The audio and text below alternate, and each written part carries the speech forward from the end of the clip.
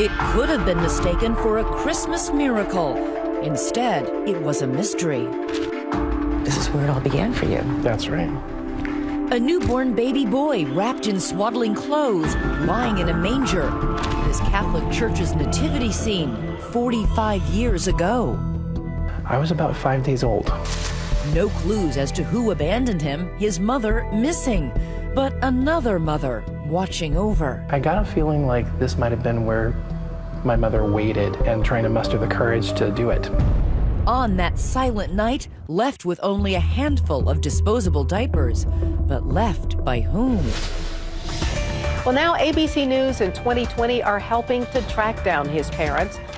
And he's not alone. Tonight, out of thousands of 2020 viewers and searchers on Facebook, I was found in a Christmas dinner. 3 desperate people pleading for our help. A woman looking for her father. Why do you need to know who your dad is? A sister searching 29 years to find her brother. What do you mean there's 2 of me? What? She goes, you're not alone. Tonight, cold cases solved right in front of you with a sleuth, These are the first time you've seen these Yeah, photos? I've never seen these before. a scientist, With DNA, we will find a match for everyone who's searching. and a sixth sense. Watch this woman caught in a casino security video, captivated by the stranger next to her, believing he's that long-lost brother. Oh my God, that's my brother. Total goosebumps. That was him. That was him. Looking for the lost, whether they want to be found or not. Why did you wait so long? Tonight, people searching to find a home for the holidays. Good evening, I'm Elizabeth Vargas. And I'm David Muir. Thanks for joining us this Saturday night, now a week before Christmas, and so many families are finalizing plans to get together home for the holidays. But imagine what it would be like not knowing where your original home was or who your birth parents were. So we've assembled a crack team of searchers to find them, using computer work, legwork, cutting-edge science, and even good old-fashioned intuition. Will it result in some Christmas miracles? We start with my trip to that Texas church and the search for the mother who left her baby in the manger. It is the dawn of the aptly named Me Decade, 1971. All in the Family premieres on television. President Nixon installs that recording system. And the Bee Gees were tearing up the charts with How Do You Mend a Broken Heart? And in Houston, Texas, another heart was surely aching on a sunny Wednesday afternoon, just days after Christmas. A bouncing baby boy is discovered inside St. Anne's Christmas nativity scene. Compounding the mystery, he appears to be healthy and well cared for. Apparently, the mother had taken the baby Jesus figure out of the manger and then put the child in the manger in his place. 2 prayerful parishioners find him, but it falls to Catherine Allen, a 23-year-old rookie with the Houston Children's Protective Service, to rescue the baby in the manger. I laid him on my shoulder and he was quiet. At Christmas in a nativity scene. Exactly. What could be more dramatic? Searcher DJ Williams, searching for his biological mother. DJ went from the manger to just below the masthead as front page headline news. But if anybody knew who the mother was, they didn't bear witness. Was there a plea for information? No one called. They had no leads to go on. What do you think that means? I would say that she didn't want to be found. DJ would eventually be adopted and grow up in a rural Houston suburb with a loving mother, father, and older brother. But he would never stop wondering about his humble beginnings. When I would be working on school projects or filling in family trees, I had to just kind of make it up as I went along. And young family and friends joined in the make-believe as well. They told me that my mother was Lonnie Anderson and that my father was Burt Reynolds. Did you believe it? I did. I was gullible. I was willing to believe almost anything. Today, DJ is a manager at a Starbucks inside a grocery store in Baltimore, Maryland. He lives with his partner, Mike, and their camera-shy son, Zephyr. They were home watching television when they believed their prayers were answered. How did you hear of Pam? We had seen her on the 2020 episode with the phone booth baby. So it was on this corner, 88th in Columbus. This is the phone booth. It was the episode about Louise Jones, the woman abandoned as a baby in a New York City phone booth, with investigative genealogist Pam Slayton on the hunt for the missing mom. Good to see you. He felt connected to me and said to his partner, that's the girl that's going to help me. Pam is constantly contacted for help, and she only works on cases she thinks she can solve. My stacks are kind of broken up by current, not feeling it, driving me crazy. Pam agreed to take the case. What we did do is have him submit DNA. Oh God, look at his desk. But DJ's case wasn't the only one confounding and cluttering the home office in Pam's South Jersey house. Me, an umbrella, high heels, and the stairs. Let's see what happens. Well, where are we heading to, Pam? Long Island. Our next searcher, Gina Lozada of Shirley, New York, is searching for her half-sibling. She is a mother and a wife, but still has a hole in her heart. I want a full relationship. I will get it somehow. I'm determined. Gina grew up as an only child on the East End of Long Island, New York, with her mother and father. From early on, like, why can't I have a brother or a sister? Until that fateful day 29 years ago, when a tragic event turned that hole into a crater. Gina's father died while on a construction job. He was only 48 years old. What happened? Went to work one day, had a massive heart attack, and that was it. Never came home. It was devastating. Gina's dad and best friend had passed away. She was inconsolable. Even her mother could not comfort her. I can't believe I have to go through this alone. You know, if I had a brother or sister, we could kind of deal with it together, but And then a bombshell. And she was like, I have to tell you something. She's like, there's two of you. What? She goes, you're not alone. It turns out Gina's father had a child with another woman before he married Gina's mom. But when the young woman's father found out, he banished the unwed 20-year-olds and forbade them from ever seeing each other again. So what did he know about that baby? My dad thought it was a boy, apparently. And later on, you know, I guess my mother heard that her first child was a girl. So for about 15 years, I searched for a girl. And she said, you know, I don't know if I have a brother or a sister. I'm not really sure what name this person was born under, and I'm not really sure where. And I was like, you know, I'd love to help you. That's 0 to go on. Hey, honey. Perhaps more promising is Pam's third case, which brings us to Philadelphia. Not Pennsylvania, Philadelphia, Mississippi. Home to Brandy's Blues and mouth-watering barbecue. Wow, that is beautiful. We ain't in New Jersey no more. Meet the searcher in case number 3. Amanda Holderness, who is searching for her dad, her biological father, that she has never known. Where am I? Hi, honey. How are you? I've always wanted to be a daddy's girl.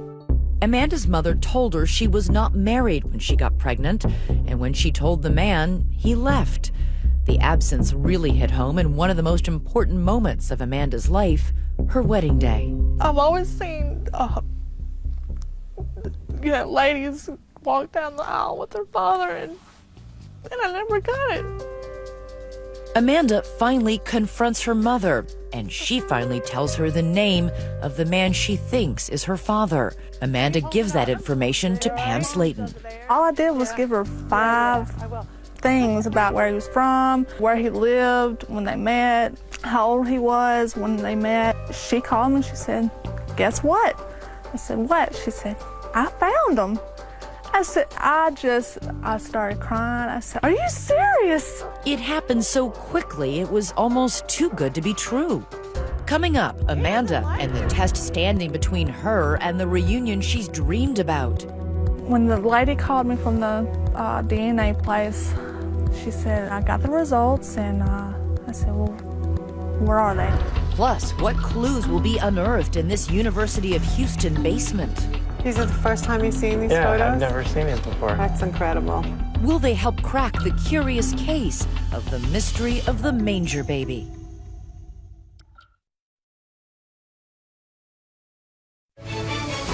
2020 Saturday continues. Once again, Elizabeth Vargas. If you haven't watched Good Morning Houston lately, you've missed. Somebody's keeping a big secret in the heart of Texas. A newborn baby abandoned in a manger. Surely someone knows something. So we turn to our station KTRK, Houston's news leader.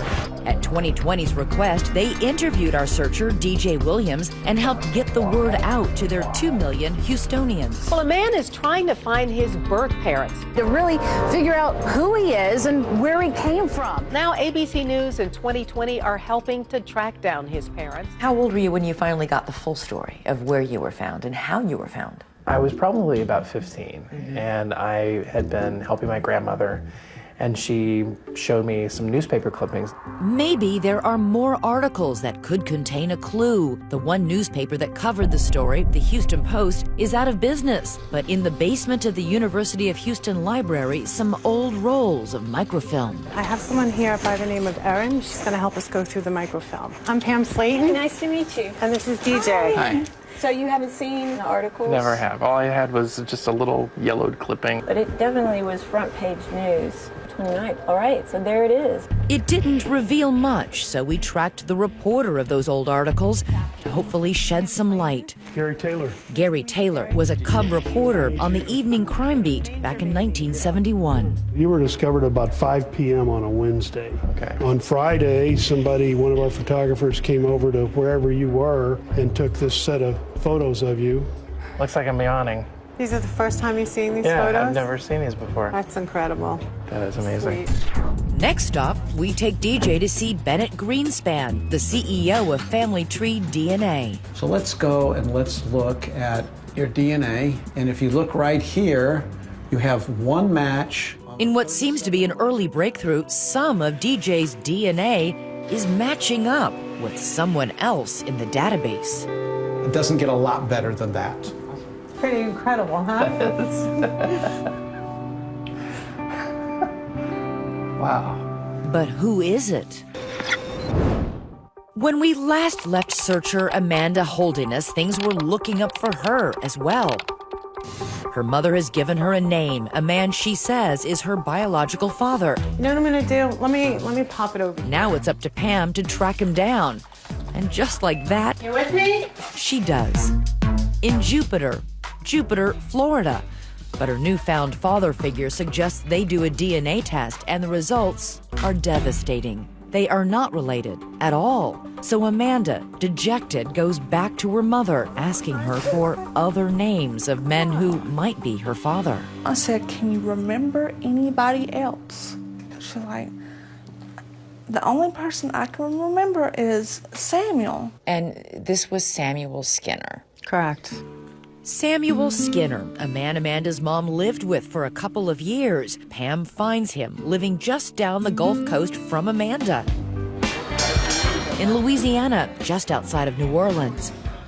Did you ever spend a lot of time in New Orleans? When Skinner was dating Amanda's mother, he was a firefighter in the military. Today, he enjoys feeding the animals in his garden. This is for the squirrels. And he looks a bit like Santa Claus. So she called you, and what did she say? She thought that I was her father.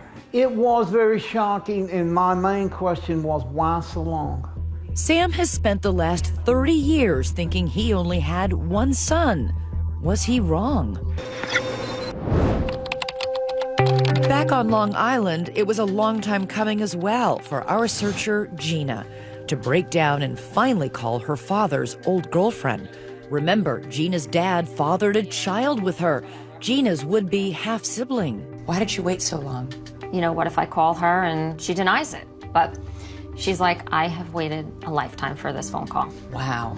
Waited a lifetime to tell someone about her baby. Gina says the woman confirms the story about being forced to put up a baby boy for adoption. She tells Gina she has a half-brother and gives her his birth name. Gina immediately tells all this to Pam. What did she need to launch this investigation? Luckily, I had the name. I knew probably where he was born. So I finally had a starting point. Pam spends hours scrolling through birth index records. And then a match. I realized that I am definitely looking at what I believe is her brother. Ka-ching. Wow. So Pam makes the 3-hour trip from southern New Jersey to New York City to the east end of Long Island to lend Gina the support she needs for the phone call of her life. We are at Gina's house, and we are getting ready to contact her brother for the very first time. This is so exciting. Oh my gosh. Hi. Hello, Miss Gina. Hi, how are you? Good. Together, they compare the photos on the Facebook profile of the man Pam has found and Gina's father's contractor license. The resemblance is unbelievable. Remember, Chris has no idea that he may even have a half-sister. Here comes the moment, right? Oh, the moment we've all been waiting for. Gina is trembling, so nervous that Pam has to dial the phone for her. Okay, I'm doing it.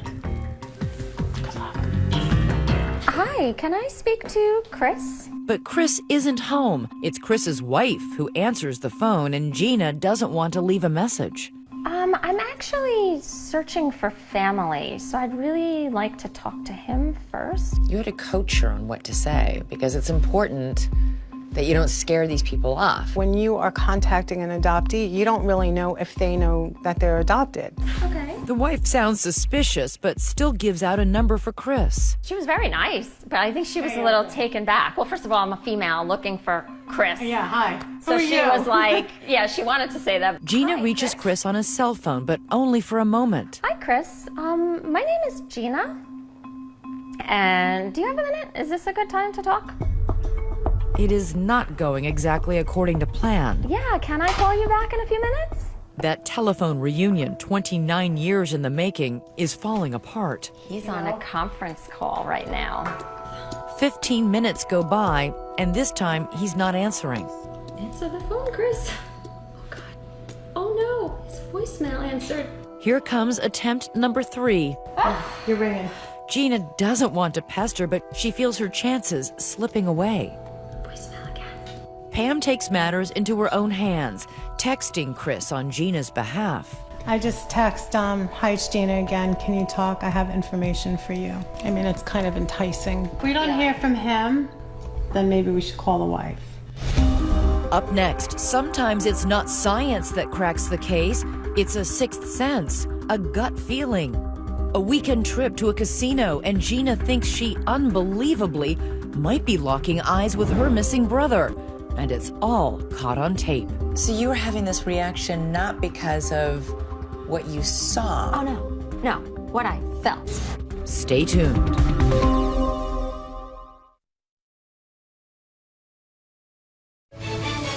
2020 Saturday continues. Okay, I'm just checking. Looks like it's working. The video diary of people finder Pam Slayton. Hello? S like Sam. She's come to the trickiest part of the search. Pam, correct. These phone calls are nerve-wracking. Hitting the phone harder than a telemarketer. I'm not calling to sell you anything. I'm just wondering if you could help me. DNA and databases are all well and good, but in the end, it always comes down to persuading people to spill their family secrets to a total stranger on the telephone. I have a client who's born in December of '71. Pam makes a house call to client Gina Lozada on Long Island, New York. Hello, Miss Gina. Who is about to make her own life-changing call. After 29 years of searching, Gina feels achingly close to making contact with her half-brother. He picked up briefly before, but now, nothing. Oh, God, he's not answering. Gina is starting to wonder if this simply wasn't meant to be. In fact, it's not the first time she believes she has barely missed connecting with her brother. Just days earlier, Gina had a close encounter at, of all places, a casino. You and your husband decide to go gambling. Yeah, we love Atlantic City. Take a look at the surveillance footage 2020 has obtained from the Golden Nugget Casino. You see Gina and her husband suddenly come to a dead stop. Gina says she is seized by the strangest feeling. You see her gesturing to her husband. She feels drawn to someone at the roulette table. There's Gina, and see the gambler in the hat right there not 2 feet away? A total stranger. But as the roulette ball bounces around, Gina feels like her number just hit. Oh my God, that's my brother. What are the odds? Total goosebumps. I can see them my on your arm. whole body, just like, this is what happened. So you were having this reaction not because of what you saw. Oh no, no, what I felt. What do you think that was? I don't know what I believe in, but that was something from above. But if it was him, Gina blows a chance to meet her big brother. She just can't work up the courage. You want to yell at the screen as she turns and walks away.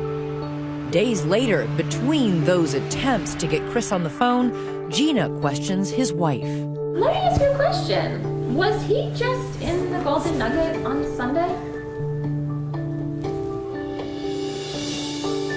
That was him. That was him. So many people spend their life wondering, you know, have I been in the same places as the person I'm looking for? Is that the person I'm looking for across the room? They look like me. Sometimes they are. Exactly. Sometimes they're right there. Exactly. From Gina's casino encounter to rural Mississippi, where Pam is just in time for a party at Amanda's house. This is the birthday boy.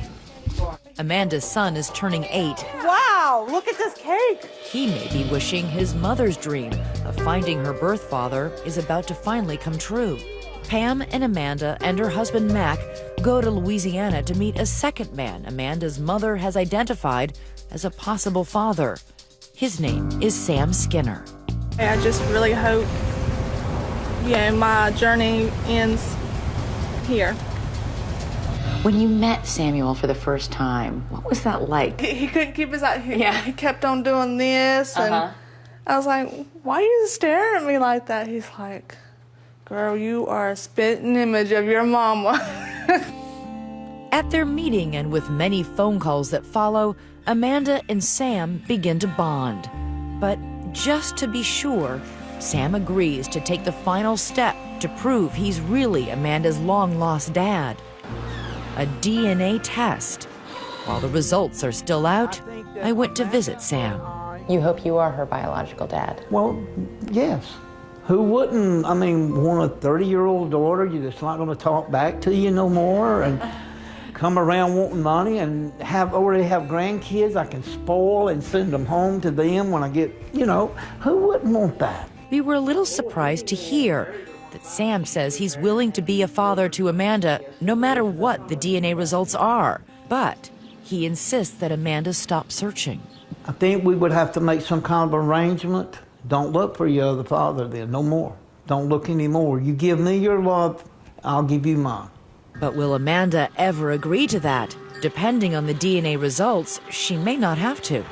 Meanwhile, there are some exciting new DNA results for the man we affectionately call Manger Baby, DJ Williams. There were 2 people who came up matching his DNA very closely. So the question then became, are these 2 people related? 2 DNA matches, a man and a woman.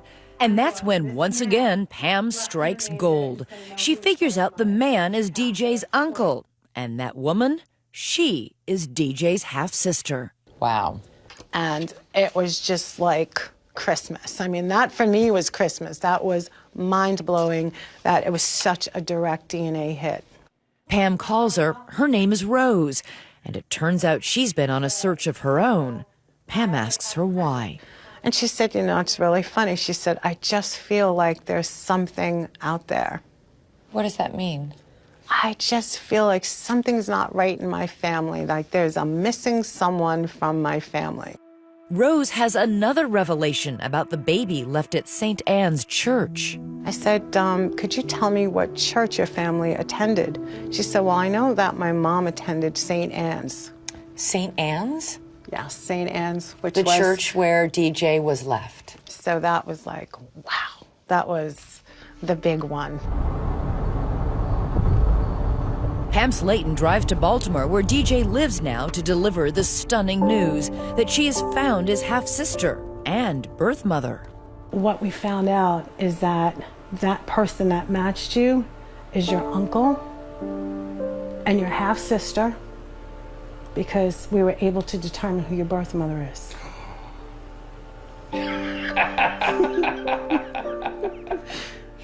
Okay. I got goosebumps. This is nervous laughter, by the way. Are you shocked? Oh, yeah. Yeah? I would say shocked. This DJ is your birth mother. Oh. Wow. I can see that. I have her smile. Yes. That's crazy.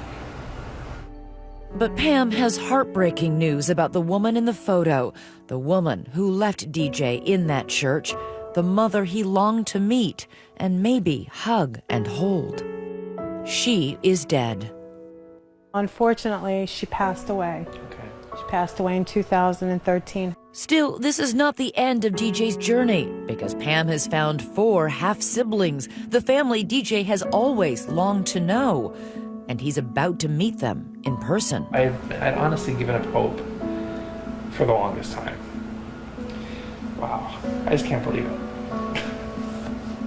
That's amazing. When our search continues, a reunion as big as Texas. But can DJ's newfound family handle the secret of what their mother did? Damn it, Mom! Really? And Amanda gets the results of Sam's DNA test. Both of you took a DNA test, right? Yes, we did. And you have the results? I do. Okay, let's see them. Stay with us.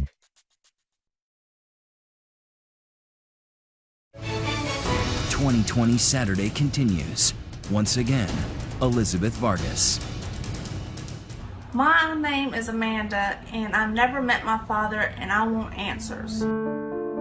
Amanda Holderness's search for her biological father has stretched from her home in Mississippi to a false lead and crushing disappointment in Florida, to New Orleans, where a prospective new father has been located. And now her search brings her to New Jersey and the home of investigative genealogist Pam Slayton. Her biological background. Pam brought along DNA detective and family tree DNA founder Bennett Greenspan. Amanda and her possible father, Sam Skinner, had both submitted samples for DNA testing.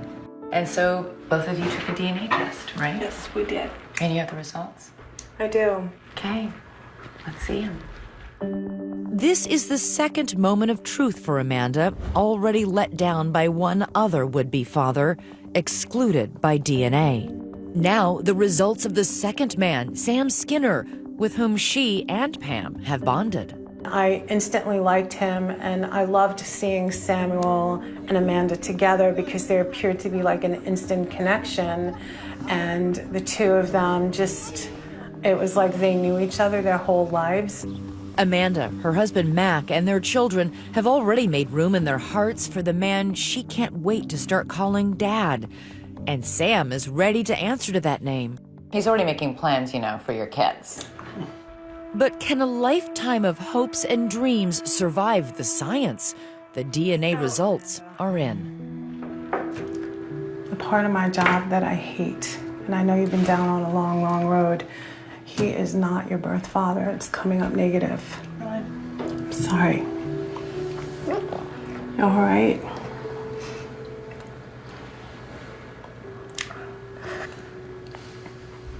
I know. You've been down a long, tough road. Okay. When the test came in, no match.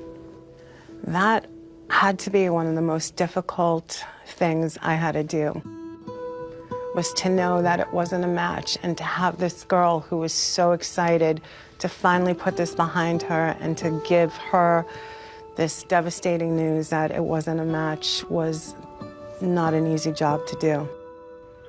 Now Amanda has to share the bad news with the man who was almost her father. Hello? Hey, Samuel? Yeah, this Amanda? Yeah, this is Amanda. What's going on? Well, they told me what the results are with the DNA. Okay. And? It's not good. In his own gruff way, Sam couldn't have been more gentle and kind than if he actually had been Amanda's biological dad. Don't get discouraged. Don't think bad. Just think positive. But there is one unresolved issue between them. Remember what Sam told me when I met him in New Orleans. If I'm not the real father, I mean, we can sit back and talk. If she's going to use me as a father, and I said that, we forget about the rest. Don't go looking no more. He did tell me that he would be willing to be your dad, grandfather to your kids, but his one condition was that you stop looking. Wow. Amanda is stunned, but now on the phone, Sam is ready to stay in Amanda's life with no conditions. In fact, he encourages her to keep looking for her biological father.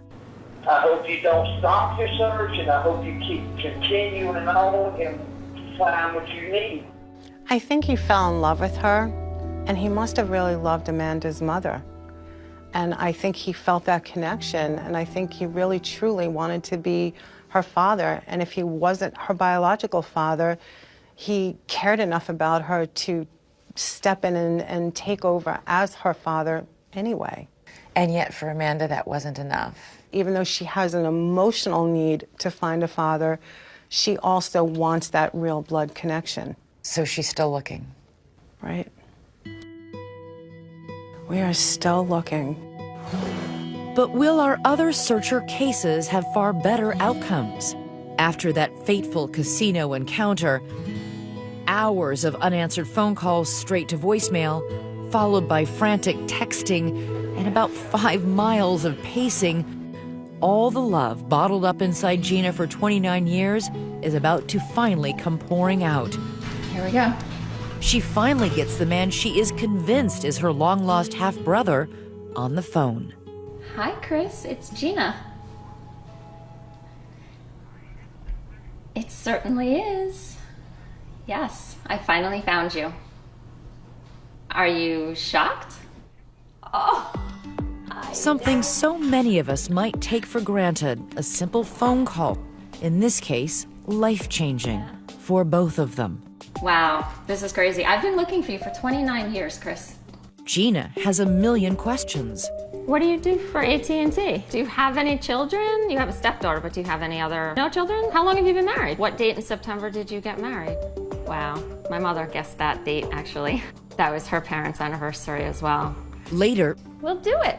they make an appointment to meet in person, and you're invited to the reunion. That's still to come. Well, it was great finally talking to you, and very happy that I found you. Down in Baltimore, DJ Williams is happy too, getting ready to meet his family. But can his brand new Texas siblings handle the truth about what their mother did? I know that this information is a bit of a shock for you guys. Stay with us.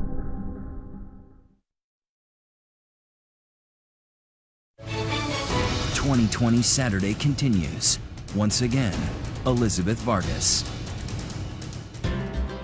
A lucky summer day in Atlantic City, New Jersey.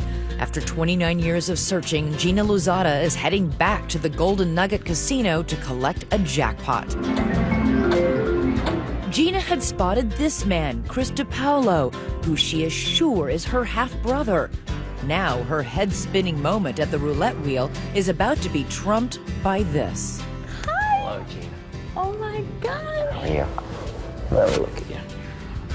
Oh my gosh, you look so much like your dad. I It's have to see. unbelievable. Sometimes just one hug isn't enough. Chris and Gina returned to that same roulette table at the Golden Nugget, where she had that jolt of intuition about the gambler in the hat. You were oblivious, and you were just playing and focused. It was just so funny. I sat there and watched you, and it was just crazy. Because I knew it was you. It's crazy. brother that Persistence. she Webster didn't- Dictionary. I know. Persistence. Gina Lozada. Now just thank her. I mean, thank her and be a good brother. Chris and Gina say they are so sure their personal details match up that they don't want or need a DNA test. They say they know. There are lots of siblings who grew up and spent their whole lives together and might not be as close as Gina and Chris seem to be. I think he was very open to receiving her. If only her father had ever known.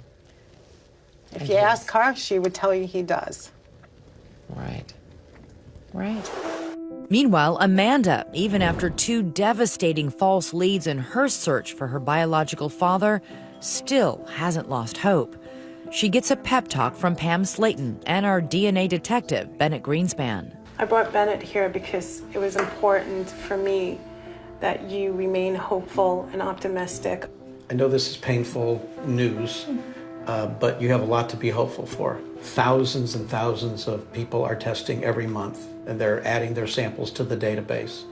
I think it's only a matter of time. I feel like I've been on this journey with you. I have been, and I will remain committed to you and getting to the bottom of this. I promise you.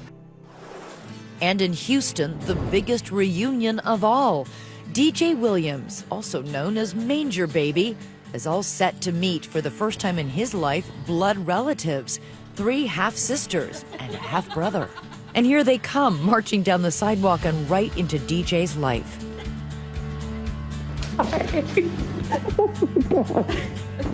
DJ's first hug, and it's a long hug, goes to Rose. So good to see you. Then Katie, Robert, and finally Kirsten. For the first time since he was left alone in a church 44 years before, DJ is in the arms of the biological family he never knew. So what are you thinking?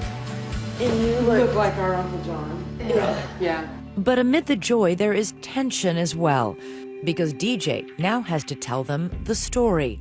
They have no idea he was abandoned, left in a manger alone.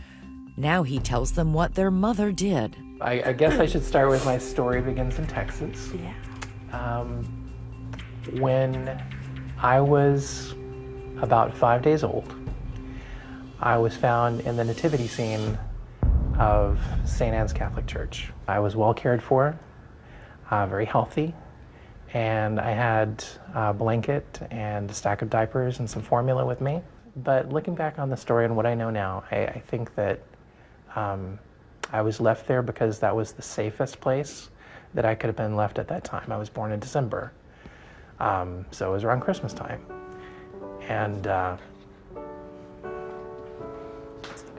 so that would be the safest place that I would be found. I know that this information is a bit of a shock for you guys. When we come back, there is one more surprise in store. One more person from DJ's mysterious past is about to walk through the door. Stay with us.